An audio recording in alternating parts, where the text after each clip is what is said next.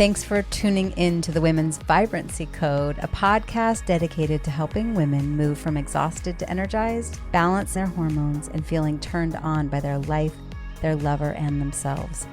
I'm your host, Maraya Brown. I'm a Yale and functional medicine trained women's health expert, midwife, mom, keynote speaker, and self-made entrepreneur.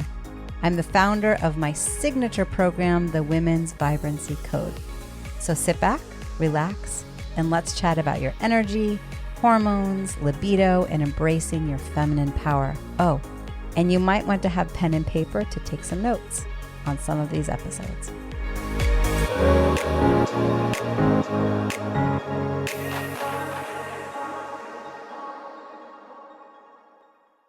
Maraya Brown here, and I have Dr. Vincent Pedre with me here today, a functional medicine physician out of Manhattan who specializes in gut health. So let's, first of all, so like I said, Dr. Vincent Pedre, he's the medical director of Pedre Integrative Health and the founder of Dr. Pedre Wellness. He's a nutraceutical consultant for Nature MD and a functional medicine certified practitioner in private practice in New York City since 2004. He's also written the book Happy Gut, which has helped thousands resolve their gut-related health issues. You'll see the link in the description, and there is a discount code for anyone who's wanting to buy any of the Happy Gut Life products. Just use discount code BTRT. You'll see the link up above. And then I also have the links to his Facebook and his Instagram page. Welcome, Dr. Pedre. With those words, I'm so honored to be here and to be allowed entrance into the community of women. So thank you so much for having me. Mm-hmm. We're happy to have you. So I guess, the first question is just simply, I understand I've heard little bits of your story that you've suffered from digestive challenges yourself as a child. And I'm just wondering if you would give us a little bit of perspective. What was that like for you in your own gut healing journey so that we have kind of a reference point and can kind of lean into you as a human being?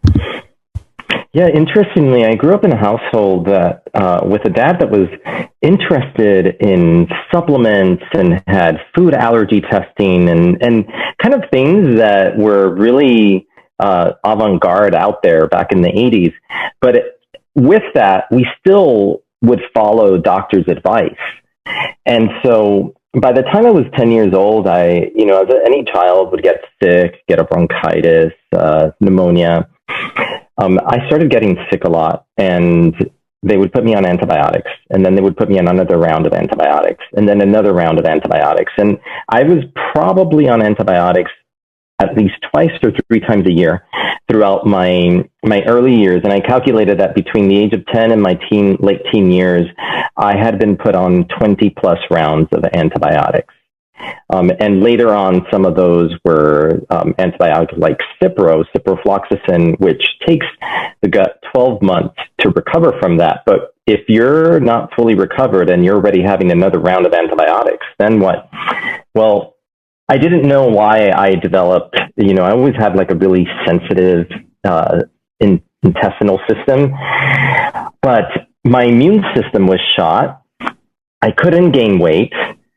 I sometimes suffered from fatigue, from mental fog, from severe headaches, and even a little bit of mood disorder, like sometimes dipping into depression, some anxiety. And I didn't realize how all of this was connected to the gut. And it wasn't until I could look back and put all of the pieces together after doing my years of training. I trained in a standard Western medical school. But even then, I was always curious about nutrition, even though we weren't taught nutrition, because one of the things I wanted to figure out is, well, how can I not get sick so often? Like, I don't want to be sick all the time, and I don't want to be taking antibiotics all the time. And with 70% of our immune system all along the gut lining, there had to be something there. And I did my first little experiment where I took dairy out of my diet. I was just not having dairy as much. I was in medical school and I had incorporated a lot of healthy fats. And for anybody who's listening, I was a child of the 80s, and the 80s were all about fat is bad for you. And it was about the snack wells and, you know, all the fat-free. Entenmann's fat-free brownies. Yeah, and the Fig Newtons, fat-free. And so I had, it had been ingrained in my mind that fat was bad for me. But when I got into medical school, I started shifting that and realizing there are good fats in olive oil, avocados, and started incorporating more of those healthy fats into my diet, took dairy out, and lo and behold, I stopped getting sick as often. But it wasn't until over a decade later, when I trained in functional medicine, that I could finally look back and say, okay, what I thought was going to be my normal for the rest of my life, which is an unpredictable digestive system, maybe having to run to the bathroom, especially when eating out. I didn't know how things were going to sit. I didn't know how to choose the right foods for myself. And I realized all those years of antibiotics had led to leaky gut, had led to dysbiosis, an imbalance between good and bad bugs. And as a result, I had developed a sensitivity to the two biggest food groups in a teenager's diet: wheat and dairy. And oftentimes those two food groups were actually married together in things that I was eating, like cereal with milk in the morning. I would have lots of bread. My grandmother was always showing me love by baking me these really delicious cakes, more flour. And I grew up in Miami. I'm Cuban, so lots of pastries at school. And then my mom used to take me to either Burger King or McDonald's to get a milkshake after school. So on the way home from school, so I was basically toxifying my system. I had developed leaky gut and I was eating all the wrong foods. And I really didn't realize this until I learned about functional medicine and came to the realization, very difficult realization as a Cuban, as someone, and I think anybody of any cultural heritage, bread is a big piece of many cultural heritages, or flour. So to say that I was giving up gluten, like that was big. That was really big. And I did that, I think, about a year after I attended my first functional medicine conference. And I don't know if you saw my video on Instagram where I kind of poked fun at the whole gluten thing. I took the Oprah interview and I spliced myself in and I kind of made fun of the whole thing, like saying, you know, I was saying like, oh, and I told my family that I was gluten-free, and they said, okay, we'll make pasta for dinner. But it was kind of like, I did that out of the, like, it took my sister, I think 5 years to stop offering me croissants for breakfast when I visited her, and to realize that I'm gluten-free. And it didn't really click for her until I diagnosed her son with gluten sensitivity that was causing hives and all sorts of skin rashes that disappeared when he went off of gluten. But it's funny, like it wasn't clicking. And I'm sure people out there listening can relate to, like, you know, telling your family, like, I don't eat bread, I don't eat wheat. And they look at you cross-eyed, like, okay, well, then have some couscous. And it, like, that people don't realize, like, that, well, there's gluten in a lot of different things. Like, and so that was my journey. And it became my inspiration to work with people on gut health. And I didn't realize that, you know, what I grew up with, that I felt was my biggest crux, which was my weak digestive system, my weakened immune system, and all of the other symptoms. And we're going to talk about that because there's so many interrelationships with gut health. I didn't realize that it was going to become kind of like, it was going to be part of my life mission. And so I look at those years and I think, wow, like what a gift to be given this, so that I could find that path and then work with people on their gut health. And then as I was working on gut health, so many other things started getting better, that you realize, wow, the gut truly is, I like to call it the cornerstone of our health. And the same way that a cornerstone is that really, like in old buildings, that was the stone that was engraved, and they would put the date when the cornerstone was put in, and the rest of the building is built in relation to the cornerstone.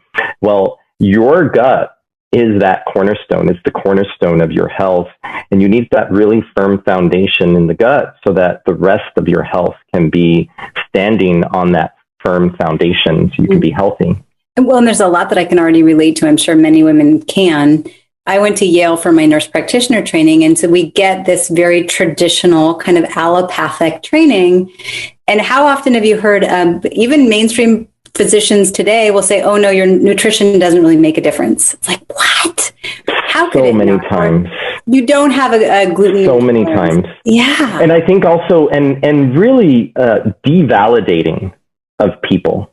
Yeah. Because you go into a doctor and you tell them, well, I eat these foods and I feel this way, or you're just going in and you're telling them, I have these symptoms.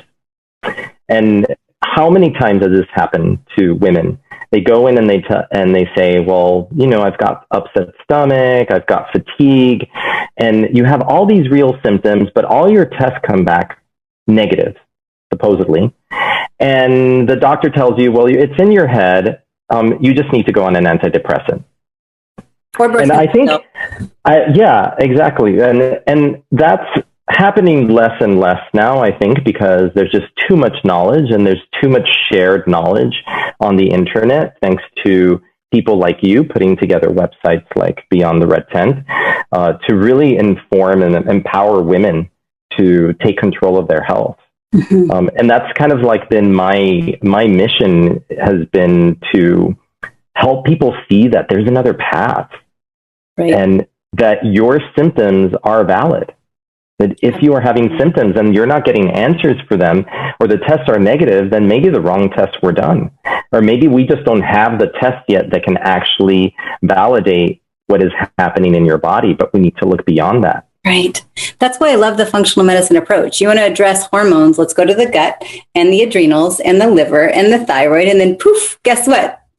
The hormones better. So, and just by the way, I have Gut Connect 365 in this water bottle. Oh, I love the flavor. Thank you. So then you were led. Cinnamon. This is the vanilla, yeah. Yeah. You then wrote Happy Gut. Yeah. So how has that gone? What was it like writing a book? What led you to write it? What has come of that? Oh, God. I'll tell you. So I don't know if you can relate to this, or maybe some of the listeners, but there was something inside me that said there was a book that needed to be written. And it was like a piece of my soul that was speaking that. And that if I didn't do that in this lifetime, that there would be a piece of me that was never fulfilled. And I had a lot of failed book ideas, lots of failed ideas. And I just kept writing them. I would keep a running list on my notes on my phone of all my book ideas. And anytime I had an idea, I would just write it down, whether it was good or bad. I was just like, in book titles and stuff. Then my mom passed away suddenly in 2012. I think I was a couple of months younger than 39. I was going to turn 39 in a few months. And so there I am, faced with, like, I'm a guy at the end of my 30s. I'm about to enter my 40s, getting close to my 40s. And I just lost my mom.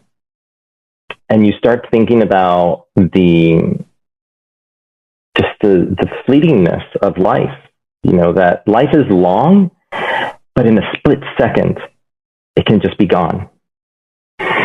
And I really started thinking, what is my legacy? What do I want to leave behind?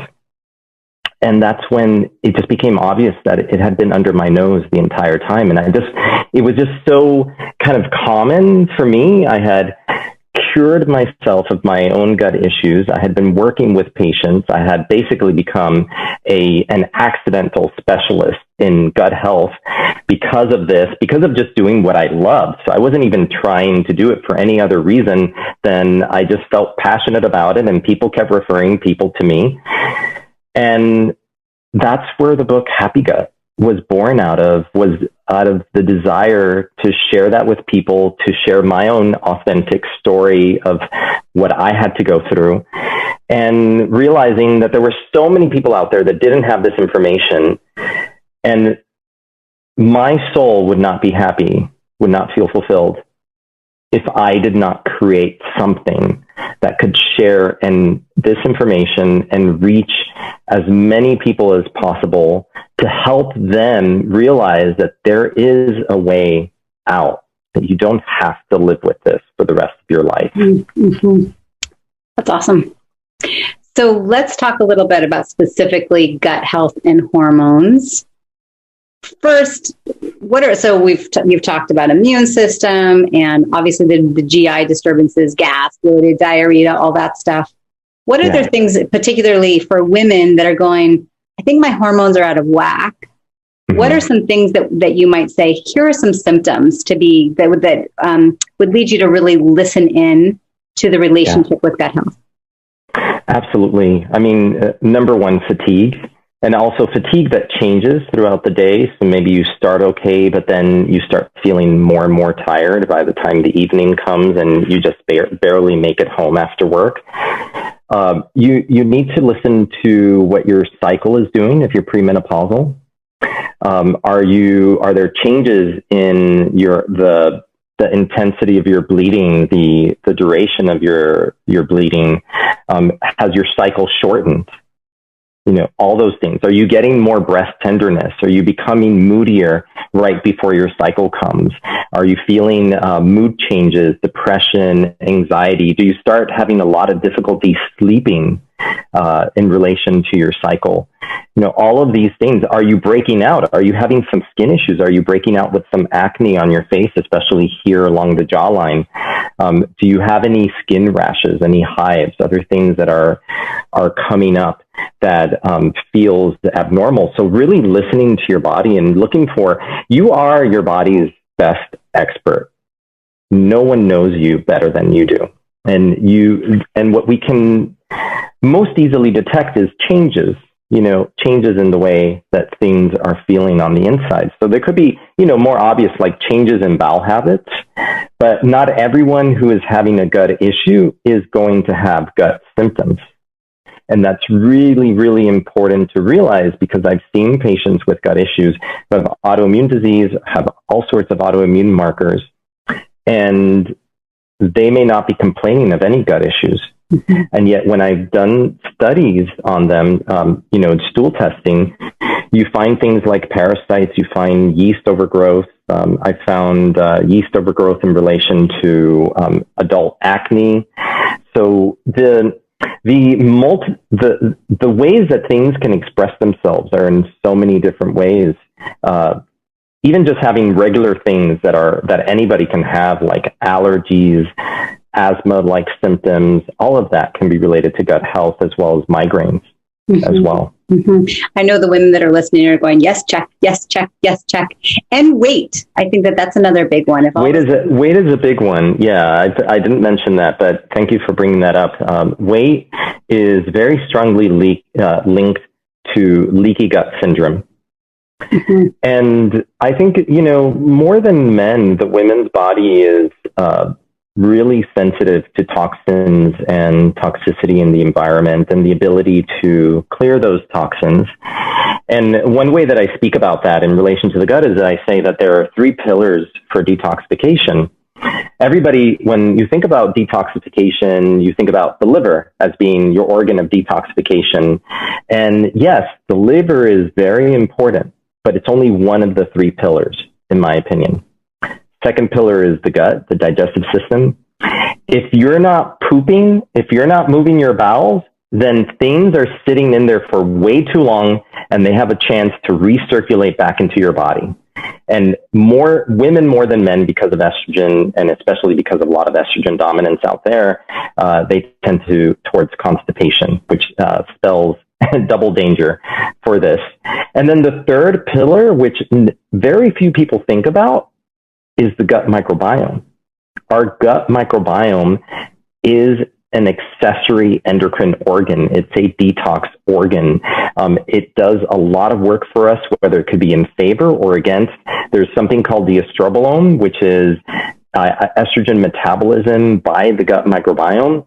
One thing that it can do, and I know we're going to jump into these things, is take metabolized estrogen that has passed through phase 1 and phase 2 liver detoxification, and then release it and allow it to re-enter the circulation. So one way that I explain this to people is that, every hormone, every drug, any toxin that we're exposed to, that you absorb, by the way, you are what you eat, breathe, touch, and, absorb. So if you think you're not toxin free, but you're putting on sunblocks with avobenzone and oxybenzone, things that are endocrine disruptors, you are putting endocrine-like chemicals on your body. They're going to get into your circulation and they're going to disrupt your estrogen. They're going to interact with estrogen receptors, makeup, all sorts of things, plastics in water bottles. I'm drinking out of a glass cup here. So when your liver processes this, it goes through phase 1 and phase 2. Phase 1 takes the metabolites. So if this is estrogen, we've got to tag the estrogen to make it easy to excrete, because estrogen is a lipid-soluble hormone. So we're going to tag it. That's phase 1. This tag is really caustic to the body, so it can harm your DNA. It has what we call reactive oxygen species. So we need phase 2. We need to support phase 2. Phase 2 comes in and puts an anchor on that tag. Now it's water soluble. It can be secreted in the bile or in the urine. And it's actually, estrogen is secreted in both. We used to think it was just bile, but estrogen is also secreted in the urine that's metabolized.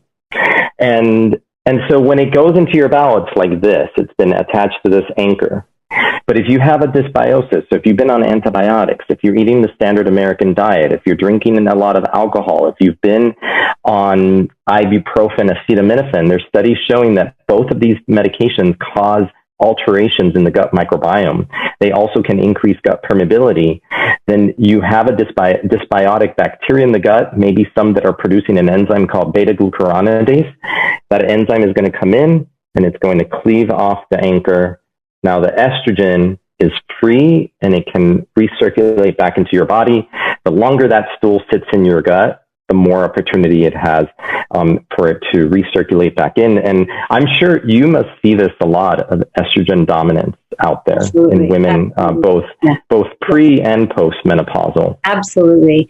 And just to recap, so yes, ladies, we have to have a bowel movement every day. I look at the Bristol stool chart. Ideally, like a soft banana. Let's get real, right? Eat your cruciferous veggies. If you have your turmeric, take out all those endocrine disruptors, your plastics, your beauty care products. I mean, we hit this home so much in the Beyond the Red Tint community. And now Dr. Pedre is really highlighting the science behind it, as well as the microbiome conversation behind that. And I was thinking the fourth pillar could be skin, because you also sweat it out too, don't you? You also sweat it out. Yeah. So there could be. Yeah, absolutely. So we could have a fourth. We could have a fourth pillar. You know how much your skin weighs? No. It can weigh up to 8 pounds. Okay. We have up to 8 pounds of skin. And I was really into skin last month because we were talking a lot about the gut skin connection on the Happy Gut Life blog. And it just, I think still we have a lot to learn. But even we were talking, I think before we went online, about leaky gut, leaky blood-brain barrier, maybe leaky thyroid. Well, there's also like the integrity of the skin barrier. And what they found when I was looking at research studies is that the barrier function of the skin is compromised when there is a leaky gut as well. And then you start seeing things like eczema, like psoriasis, like immunological issues that show up on the skin. But we know the skin is just, you know what I call the gut? No. I call the gut your inner skin. So if you want your outer skin to look good, you need your inner skin to be healthy. Mm-hmm. Oh, we could talk for hours just about that. Okay, but estrogen dominant. So let's focus a little bit more on that, because it is so relevant. And I know one of your videos you talk specifically about patients with estrogen dominance and gut issues.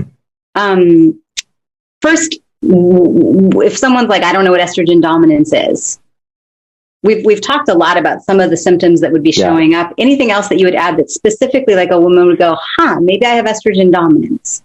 Maybe not like you've gone and gotten a blood test. To understand estrogen, estrogen is a really important hormone. It does a lot of really essential things for women, and it's the predominant hormone in the first half of the cycle. That's called the follicular phase, but you need it for mental clarity.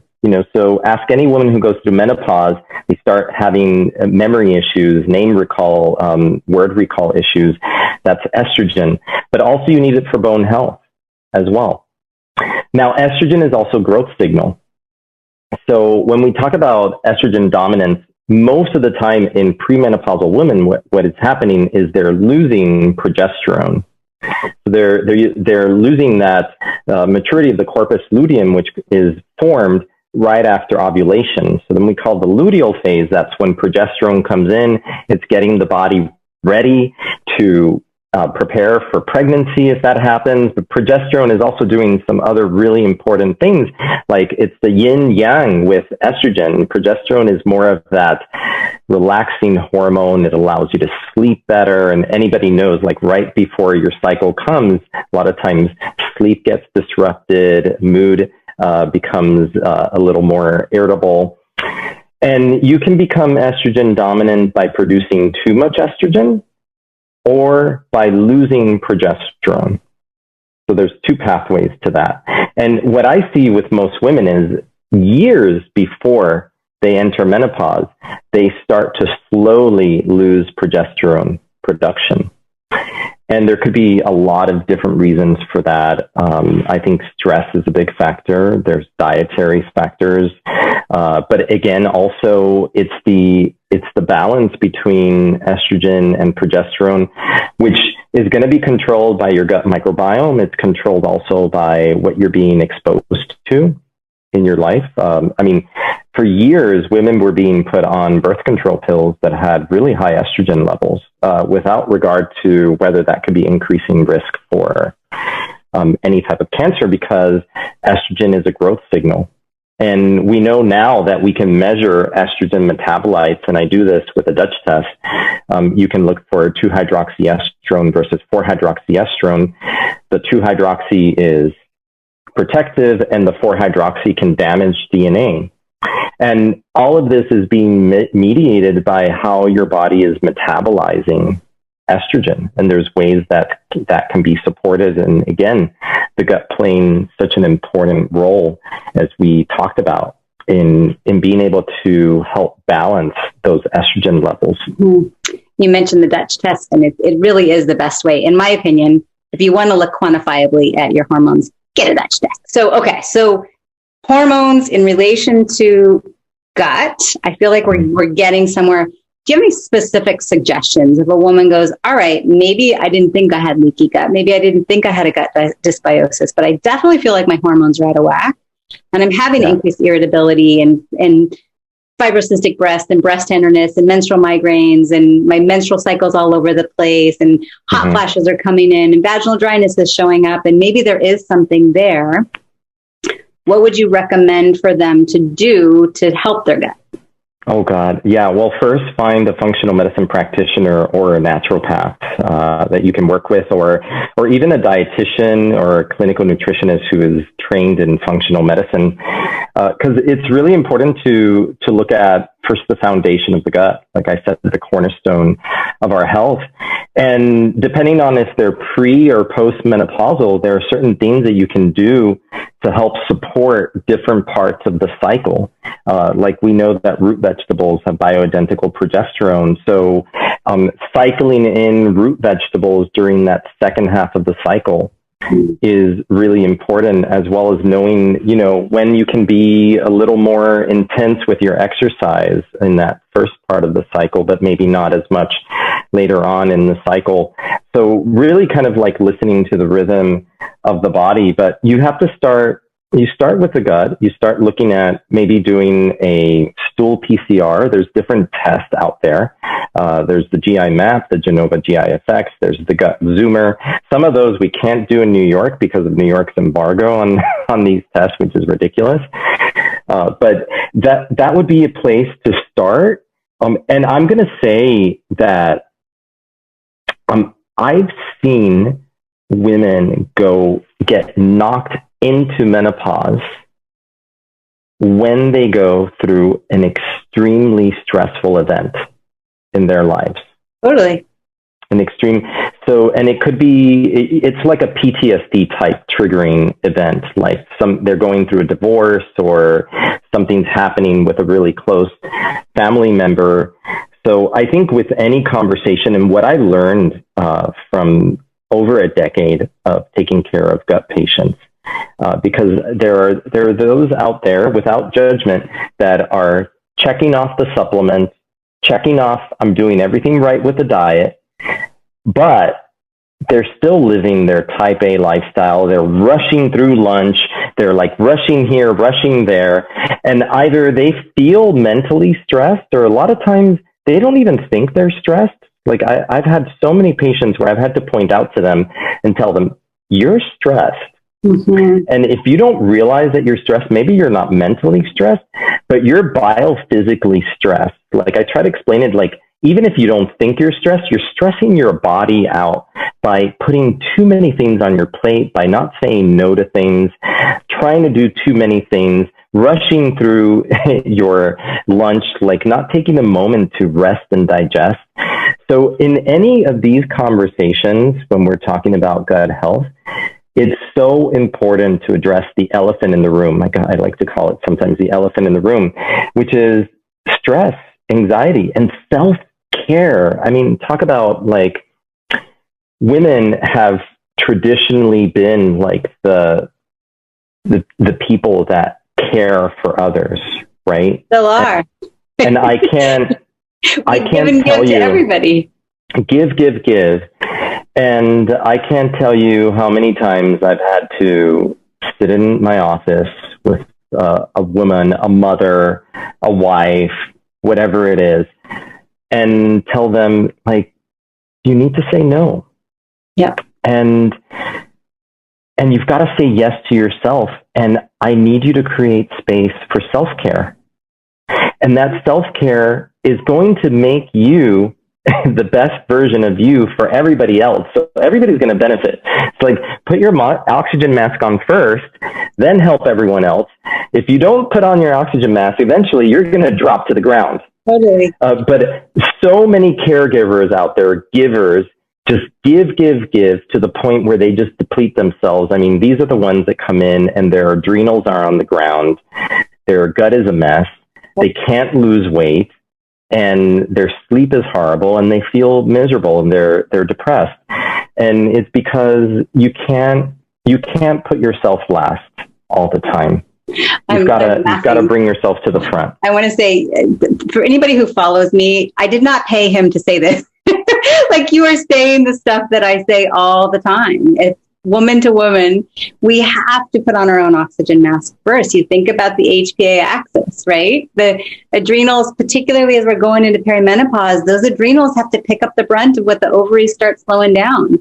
And the pituitaries, they're communicating with the thyroid and the ovaries, and the hypothalamus is dealing with the old trauma. So like you said, a high stress event, that HPA axis is already tired, and it just goes, I got nothing, I'm done. Yeah. Particularly because we as women, we give and we care for everyone first. And so I wanted to say...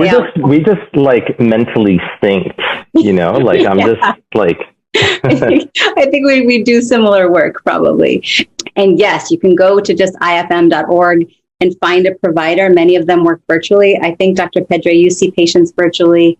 I work as a women's health coach. This is what I do. You can check me out at marayabrown.com. And all of this is so important for us to be sharing. And it's just the tip of the iceberg. If you're going, yes, this is me, really, truly, listen into your body and reach out to other providers that really listen to you. So we've talked about estrogen. What about other hormones? You know, we think about insulin and the thyroid, or hormones of the gut. I don't know, ghrelin, leptin. Absolutely. Like, are there any other hormones that you want to highlight in the conversation of gut health that feel really important?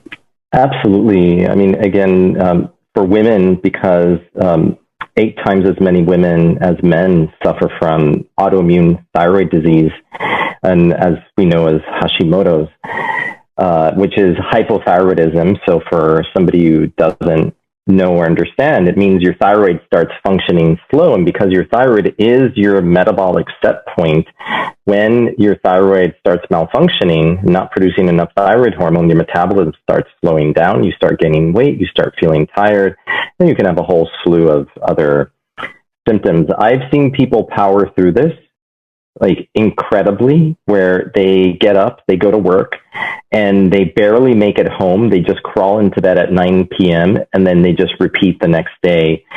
And TSH was like 84, which is crazy. But it's incredible what people can do to just keep pushing themselves. And of course, the adrenals relate to how your thyroid is doing as well. So the adrenals can come in and kind of kick in until one day everything collapses. But I'm mentioning the thyroid because thyroid produces a hormone called T4. And the majority of thyroid hormone is in the form of T4, 93%. And that T4 needs to be converted into the active form, T3.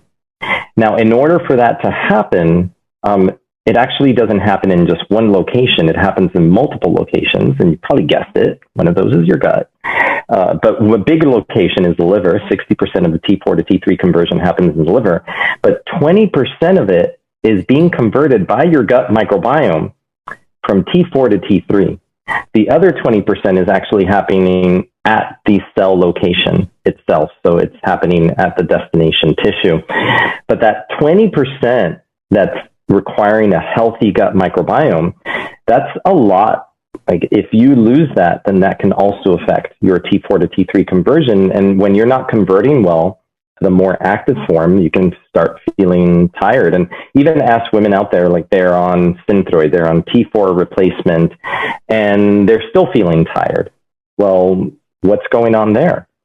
So maybe there's an underlying gut issue. Maybe there's micronutrient deficiencies as well. Selenium, zinc, really important for thyroid hormone function, as well as iron. A lot of women premenopausal suffer from iron deficiency, and that can also affect the functioning of the thyroid. But if you have a condition like small intestinal bacterial overgrowth, where there's too many bacteria in the small intestine, and those bacteria are consuming nutrients before your body has an ability or chance to absorb them, for example, like iron. So that can also cause iron deficiency and can lead to thyroid problems that you might be told you're hypothyroid, but you're just iron deficient. And if you supplement your iron levels, then your thyroid might just start functioning properly again, because you also need iron for your mitochondria, the energy centers in every single cell in your body to function properly. So we have to think about thyroid, so important. And then insulin. Insulin is a hormone that regulates blood sugar levels. And the thing is that I think until even just a couple of decades ago, even just recently, we really thought of diabetes and metabolic syndrome as something that just happened to the pancreas, like your beta cells that produce insulin started dying off. You don't produce enough insulin and you become insulin resistant. And then eventually, once enough of those cells get toxic and die off, you develop diabetes. Well, now we understand that the gut microbiome is actually playing a really key role in controlling your body's sensitivity to the insulin signal. And of course, it's a little more complicated than that. But one thing that we know is that, so remember I was talking about leaky gut in the beginning, and the things that lead to leaky gut, like antibiotics, the standard American diet, excess alcohol, certain medications, even birth control pills can lead to leaky gut. And when you have leaky gut, that increases the influx of certain bacterial toxins like endotoxin. And endotoxin increases inflammation. It activates inflammatory pathways in the body. So you have leaky gut, you have increases in endotoxin. And what they found in studies is that rises in endotoxin will precede metabolic syndrome the occurrence of obesity and the occurrence of diabetes. So now we know that there's actually a gut source for why even a hormone like insulin is getting scrambled. And once the process gets going and you start developing more of that apple shape with more fat here in the belly, then that fat also starts scrambling the insulin signal. So maybe you have a dysbiosis, an imbalance of good, bad bugs in the gut. And now you've got extra fat in the middle. So now the fat is working against you. The gut is working against you. It's all scrambled. I lost my headset. Okay, so basically you've got this accumulation of things that are working against you, and what it leads to is frustration, because what you know is, I've gained 20 pounds, I can't lose this weight, and now you're going to your doctor and your doctor's telling you might be pre-diabetic. What they're not telling you is that it may all be coming from your gut. Right. But they'll give you metformin, which will throw your gut off a little bit. They'll give you metformin, which can cause B12 deficiency. And actually, there are other nutrients like berberine that have very similar function to metformin that can also regulate the gut microbiome. So, yeah, I mean, I think I think we're putting the point across that so many things start with the gut. Yeah. And a lot of women's health issues do have foundation in the gut. And so once again, just to hit home some solutions, obviously women can buy Happy Gut, and thank you for the discount code. You can BTRT, you guys can see that in the description. Can they reach out to you and schedule online visits? Do you have any other specific recommendations that women could start with today to start addressing the gut dysbiosis, maybe without even testing, without seeing a functional medicine provider, just healthy steps towards a healthier gut? Absolutely. I mean, first of all, if you just take out the top 2 food groups that are most problematic for the gut, which are dairy and gluten, and even just say like, you're not going to do it permanently, you're just going to do it for 4 to 6 weeks and see how you feel.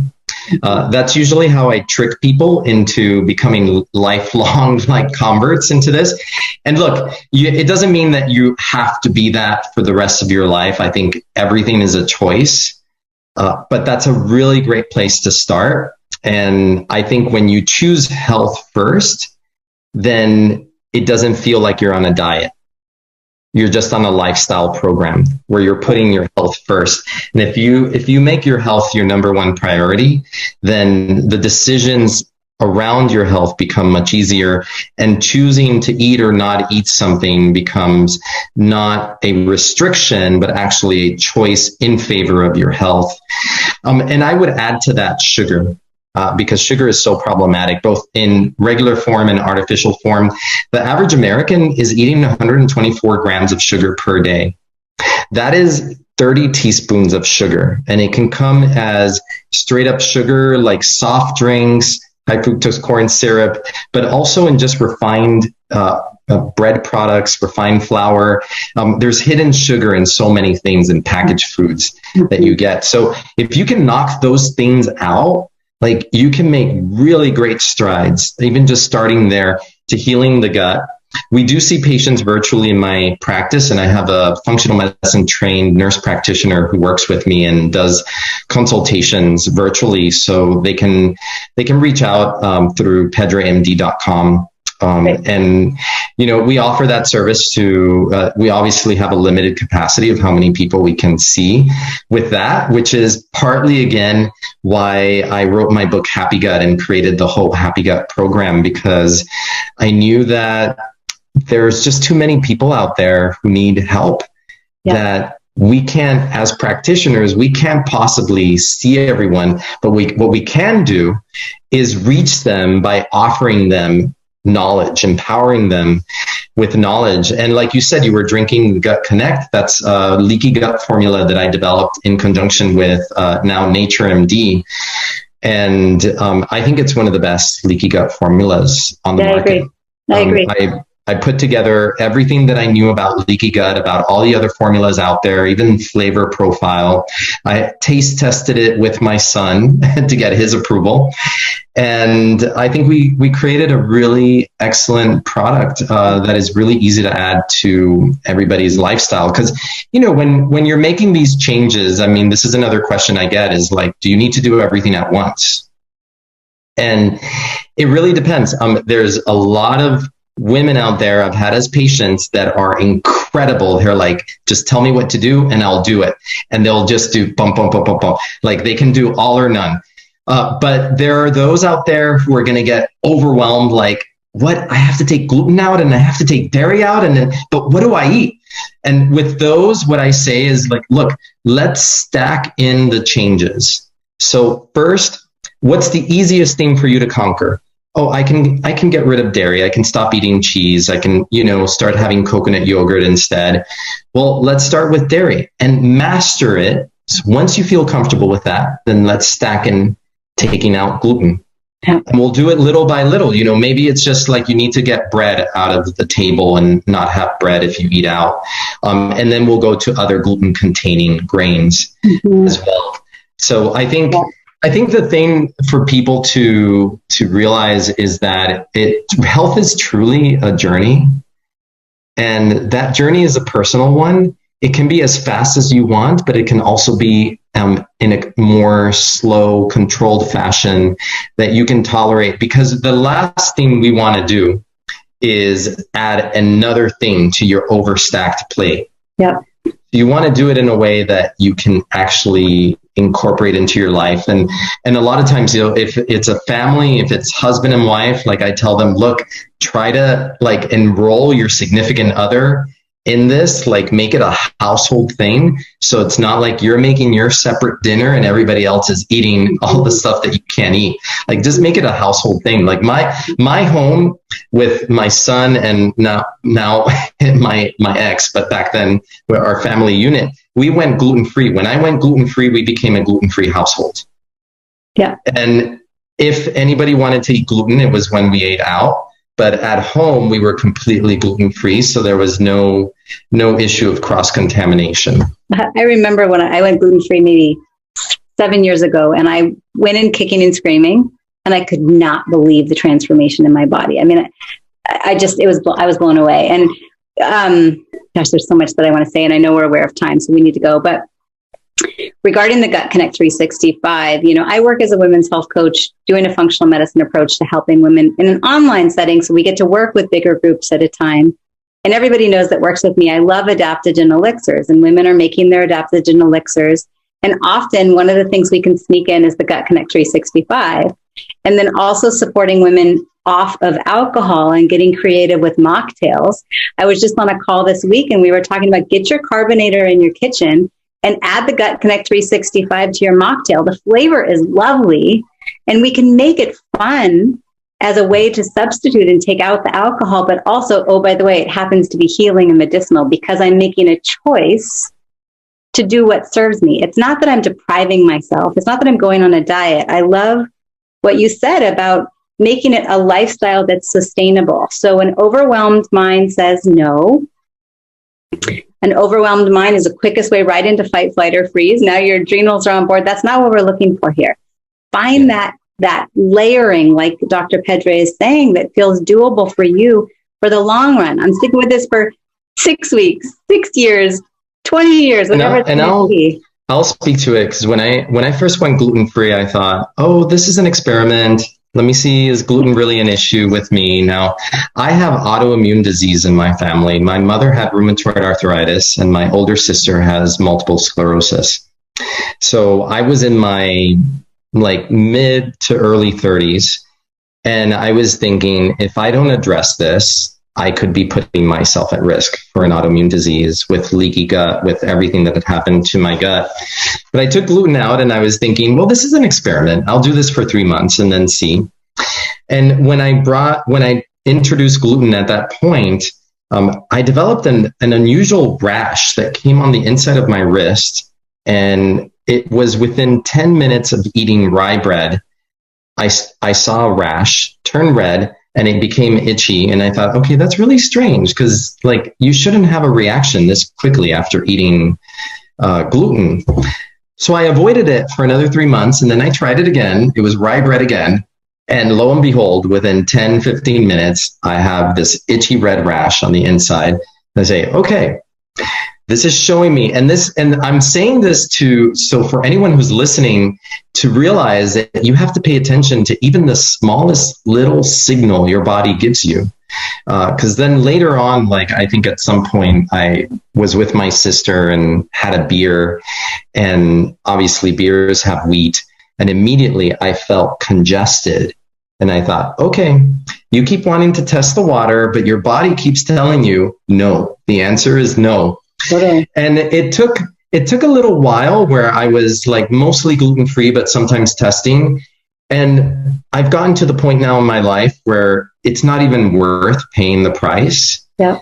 And because I put my health as the highest priority, and feeling good and being present and being able to do interviews and be clear-headed, that it's not even worth that moment of momentary joy. And there's so many things you can make now that are gluten-free that taste so good. If you're missing bread, if you're missing a cake, like there's so many substitutes out there. Not that you want to go into that too much, but hey, once in a while you want your little fix of something that you used to be able to have when you can have gluten. And if you find a gluten substitute, like why not?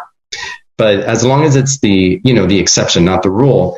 But what I found is that the more I made health my number one priority, and as I tell my patients, it's easier to make these decisions and not feel like I'm deprived, because you're making a choice for your health. You're not making a choice against yourself. Right. Making a choice for what feels good. For me, it was aches and pains.